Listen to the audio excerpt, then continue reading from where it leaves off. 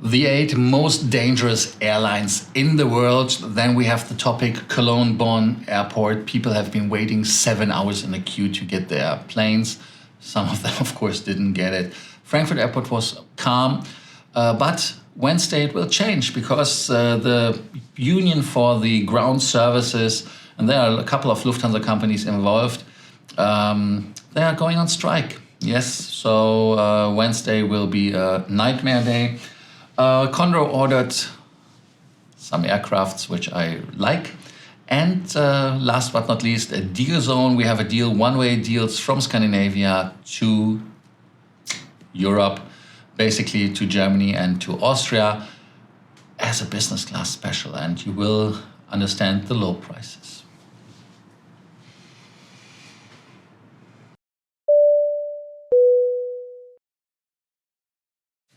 My name is Lars. I'm here to bring you more miles, more points, and more status.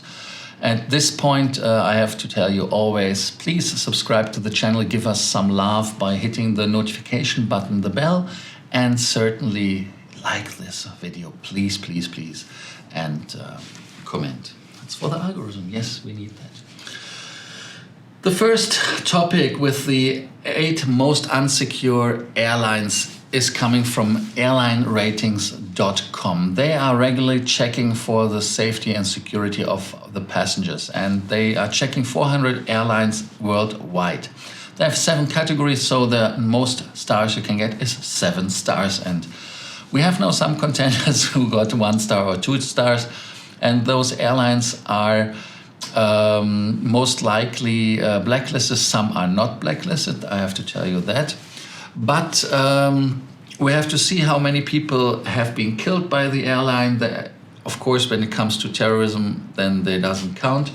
The next things they check is, of course, if you have the COVID standards, which is social distancing during checking in, checking out, boarding, deboarding, all these things. How often are the aircrafts cleaned? Are face masks provided? Is the crew wearing face masks? And of course, there's one point which you get deducted when you have a all Russian-built fleet or Soviet Union-built fleet. Then plus is when you have all 8 parameters of the ICAO, which means that you have to have the jurification, the organization, licensing, working methods, that you have then the flight stuff, the accident topics, and of course airspace navigation and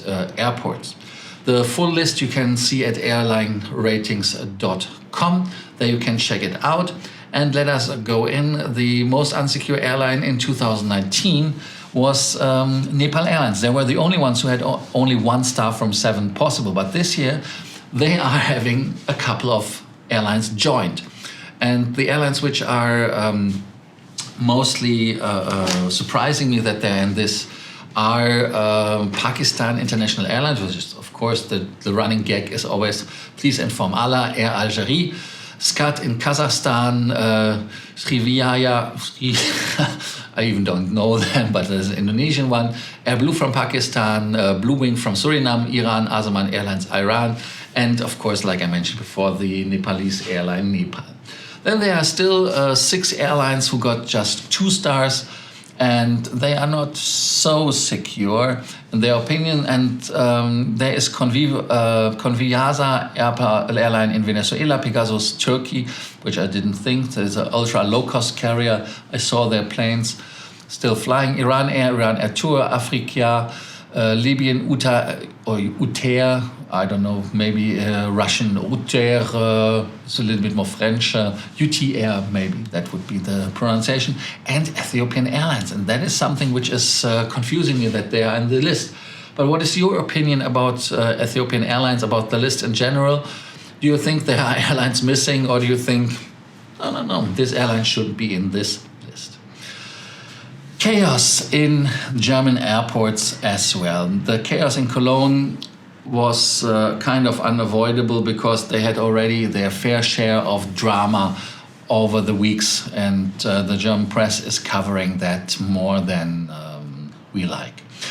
When you look on the terminals in Frankfurt, there was nothing. They were expecting 200,000 people. Only 180,000 people came because this weekend the vacation started in 3 of the states around Frankfurt. So that was supposed to come, but 180,000, Saturday 180,000, after Friday 180,000. So that is something which was very uneventful. But of course the waiting time for the security was still 20 to 30 minutes, but that is still better than 7 hours. Can you imagine? The German press agency said that they had a reporter who found people who were standing 7 hours for a security check in line. And some got catch their flights, others didn't. And some got lucky because their flight was delayed as well, so they could take it. I mean, how are the odds that when you're 7 hours waiting that your flight is a couple of hours delayed? I don't know. But of course that was a big trouble because there were people getting aggressive and even trying to get into the secured area without security check. So the police had to catch them out.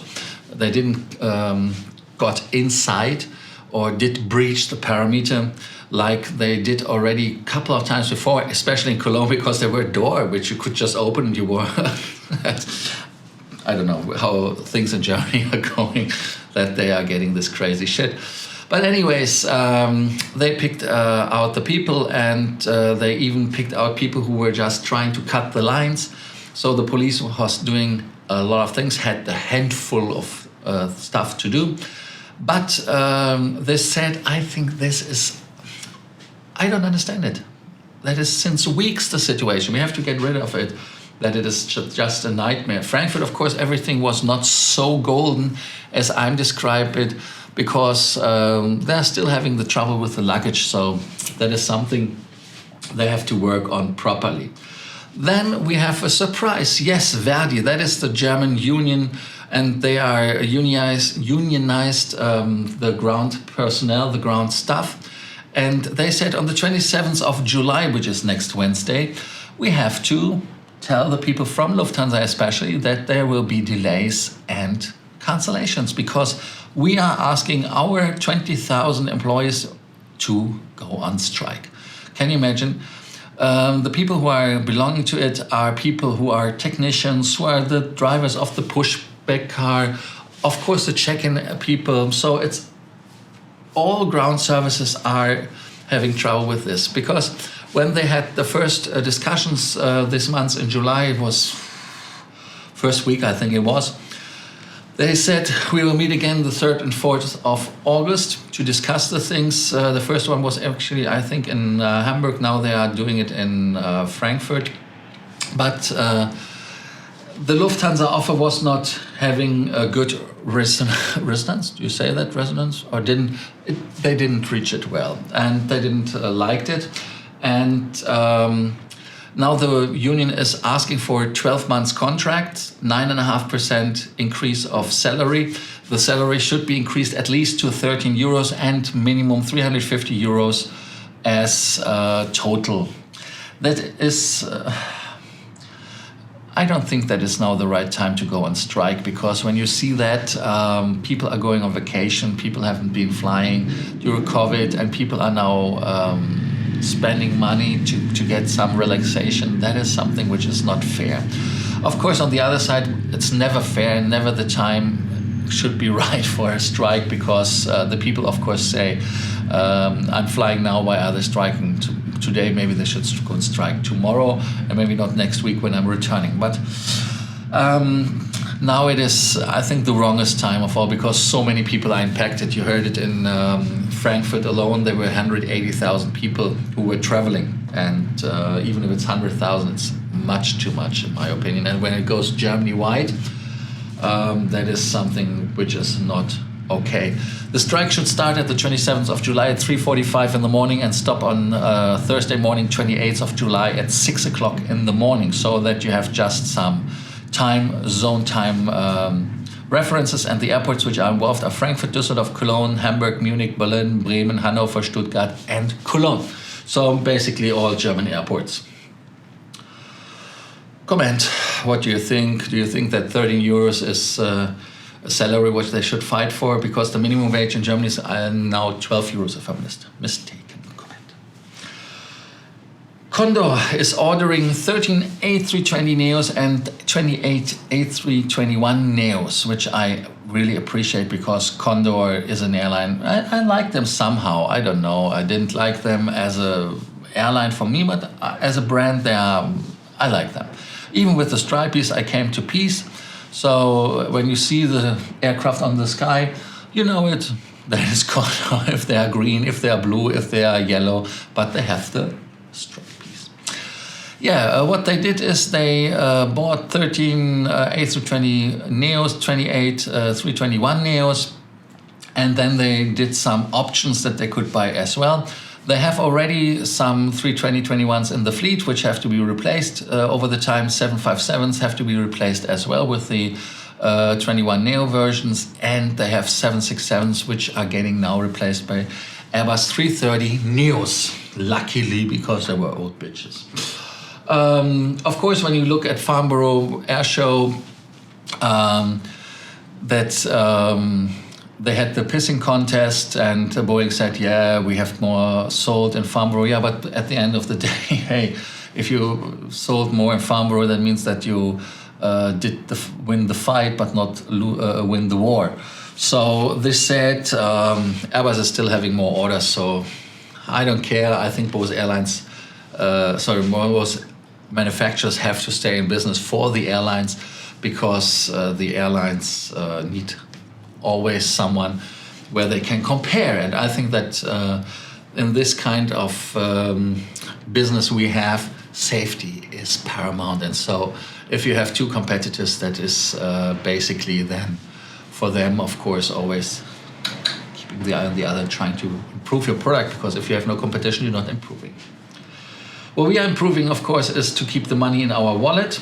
And there are some business deals in the air from Lufthansa, where you can fly with Lufthansa Austrian Airlines from, it's a one-way ticket, and funnily it's from Stockholm, Helsinki, Göteborg, Stockholm, or to different destinations. So for example, Helsinki, Frankfurt, 129 euros is a great price in the business class as a one-way ticket. So it's not a return, important, no return, it's only one way. Or when you look at the Stockholm-Vienna, that is, in my opinion, a really cool thing for 107 euros business class. Fairbase is PP, gives you only the basic miles, 100%. You get still the 25% bonus. The 25% bonus would be if you are a frequent traveler with Lufthansa, senator with Lufthansa, can be a lot as well, but you mean miles and more, huh? Or you're even a Hon Circle, then you get the 25% executive bonus, and you get another 50% on top, because they have until end of the year the promotion, which is here to give you 50% bonus points on top, even status points, Hon Circle miles, everything. So no problem, no worries. And this said, be grateful, give us some love. Hit the notification button after you subscribe to the channel. Like the video, that you get your daily dose of more miles, more points, and more status. And the last thing I ask you is comment, please.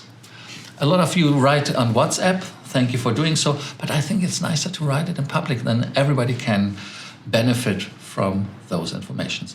The next meetup we are going to have will be in Frankfurt. It's on the 13th of August in Frankfurt. And of course, we are meeting in Stockholm as well, so stay tuned. The date will be approximately early in November, the first week, the weekend. So stay tuned for that. Should I say anything else? No, I just thank you for watching, and see you tomorrow for your daily dose of more miles, more points, and more status. Bye.